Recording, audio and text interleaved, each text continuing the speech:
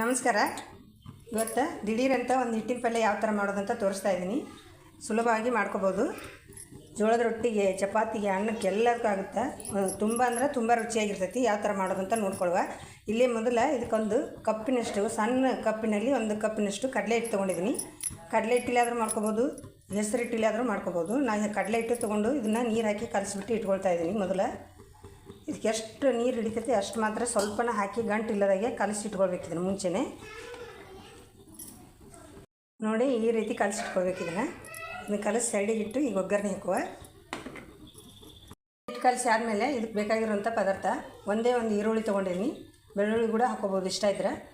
ಒಂದೇ ಒಂದು ಈರುಳ್ಳಿ ತೊಗೊಂಡು ಒಂದು 4 ಕಾಯಿ ಮೆಣಸು ಕಟ್ ಮಾಡಿ ಇಟ್ಕೊಂಡಿದ್ದೀನಿ. ನೀವು ಅರ್ಧ ಕೂಡ ಪೇಸ್ಟ್ ಮಾಡಿ ಕೂಡ ಹಾಕ್ಕೊಳ್ಬೋದು. ಕರಿಬೇವು, ಕೊತ್ತಂಬರಿ, ಹುಣಸೆ ಹುಳಿ, ಸ್ವಲ್ಪ ಒಂದು ಅರ್ಧ ನಿಂಬೆ ಗಾತ್ರದಷ್ಟು ಹುಣಸೆ ಹುಳಿ ತೊಗೊಂಡಿದ್ದೀನಿ. ನೋಡಿರಿ, ಇಲ್ಲಿ ಎಣ್ಣೆ ಕಾಯ್ಕಿರ್ತೀನಿ. ಒಂದು ಪಾತ್ರೆ ಇಟ್ಟು 4 ಟೇಬಲ್ ಸ್ಪೂನಷ್ಟು ಎಣ್ಣೆ ಹಾಕಿದ್ದೀನಿ. ಎಣ್ಣೆ ಹಾಕಿ ಜೀರಿಗೆ, ಸಾಸಿವೆ ಹಾಕ್ಕೊಂಡು ಚಟಪಟ ಅಂತ ಇದ್ದಂಗೆ ಈರುಳ್ಳಿ ಹಾಕ್ಕೊಳ್ತಾ ಇದ್ದೀನಿ. ಈರುಳ್ಳಿ ಹಾಕ್ಕೊಂಡು ಕೆಂಪು ಆಗೋ ತನಕ ಎಣ್ಣೆಯಲ್ಲಿ ಕೈಯಾಡ್ಸ್ಕೊಳ್ಳಿ. ಹಾಗೆ ಇದು ಹಾಕ್ತಿದ್ದಂಗೆ ಕರಿಬೇವು ಹಾಕ್ಕೊಳ್ತಾ ಇದ್ದೀನಿ. ಒಂದು 10 ಎಲೆಯಷ್ಟು ಕಾಯಿ ಮೆಣಸು, 4 ಖಾರಕ್ಕೆ 4 ಹಾಕ್ಕೊಂಡಿದ್ದೀನಿ. ನೀವು ಖಾರಕ್ಕೆ ತಗೊಂಡು ನೋಡಿ ಹಾಕ್ಕೊಳ್ಳಿ. ಕಾಯಿ ಮೆಣಸು ಹಾಕಿ ಸ್ವಲ್ಪ ಕೆಂಪು ಆಗ್ತಾ ಇದ್ದಂಗೆ ಉಪ್ಪು, ಖಾರ, ಅರಿಶಿನ ಎಲ್ಲ ಹಾಕಿ ನೋಡಿ ಅರಿಶಿನ ಪುಡಿ ಹಾಕ್ಕೊಳ್ತಾ ಇದ್ದೀನಿ.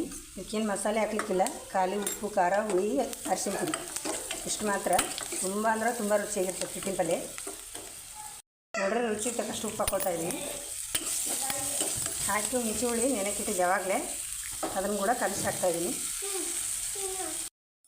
ಹುಣಸೆಹಣ್ಣು ಹುಳಿ ಹಾಕ್ಕೊಳ್ತಾ ಇದ್ದೀನಿ. ಹುಣಸೆಹಣ್ಣು ಹುಳಿ ಹಾಕ್ಕೊಂಡು ಇದಕ್ಕೆ ಬೆಲ್ಲ, ಹುಳಿ ಹಾಕಿದ ಮೇಲೆ ಬೆಲ್ಲ ಹಾಕಲೇಬೇಕು. ನೋಡಿ, ಬೆಲ್ಲ ಹಾಕ್ತಾಯಿದ್ದೀನಿ. ಒಂದು ತುಂಬಿನಷ್ಟು ಹುಳಿ ಬೆಲ್ಲ ಹಾಕಿ ಇದಕ್ಕೆ ಎಷ್ಟು ನೀವು ಪಲ್ಯ ಮಾಡ್ಕೊತೀರಿ ನೋಡಿ ಅಷ್ಟು ನೀರು ಸೇರಿಸ್ಕೊಳ್ಳಿ.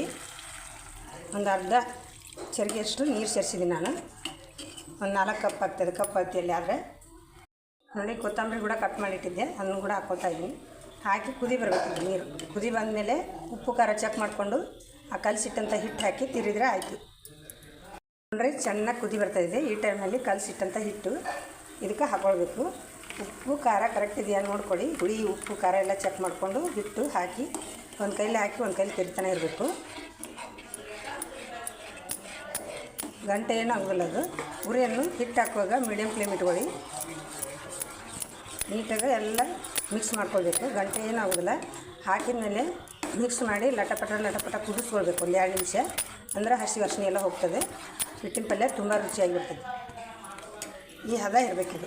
ನಿಮ್ಗೆ ಇನ್ನೂ ತಿಳಿಬೇಕಂತ ತಿಳಿ ಮಾಡ್ಕೊಬೋದು, ಗಟ್ಟಿ ಬೇಕಂದ್ರೆ ಗಟ್ಟಿ ಮಾಡ್ಕೊಬೋದು, ನೀರು ಕಡಿಮೆ ಇಟ್ಟು. ನಾ ಈ ಹದ ಮಾಡಿದ್ದೀನಿ. ನೋಡಿ ಎಷ್ಟು ಚೆನ್ನಾಗಿ ಬಂದಿದೆ, ತುಂಬ ರುಚಿಯಾಗಿರ್ತದೆ. ನೋಡಿ, ಕುದಿತಾ ಇದೆ ಲಟಪಟ. ಹಿಂಗೆ ಕುದಿಬೇಕು. ಕುದಿ ಟೈಮ್ನಲ್ಲಿ ಒಂದು 2 ನಿಮಿಷ ಮುಚ್ಚಿ ಇಟ್ಟು ಕುದಿಸ್ಕೊಂಡ್ರೆ ರೆಡಿ ಆಯ್ತು ಹಿಟ್ಟಿನ ಪಲ್ಯ. ನೋಡಿರಿ, 2 ರಿಂದ 3 ನಿಮಿಷ ಮುಚ್ಚಿ ಕುದಿಸ್ಕೊಂಡಿದ್ದೀನಿ. ಯಾವ ಥರ ಬಂದಿದೆ ಈ ಹದ ಬರಬೇಕಿತ್ತು. ಕರೆಕ್ಟಾಗಿದೆ ಇದು. ರೊಟ್ಟಿಗೆ, ಚಪಾತಿಗೆ, ಪೂರಿಗೆ ಎಲ್ಲದಕ್ಕೂ ಆಗ್ತದೆ. ನೀವು ಒಂದು ಸಲ ಟ್ರೈ ಮಾಡಿ.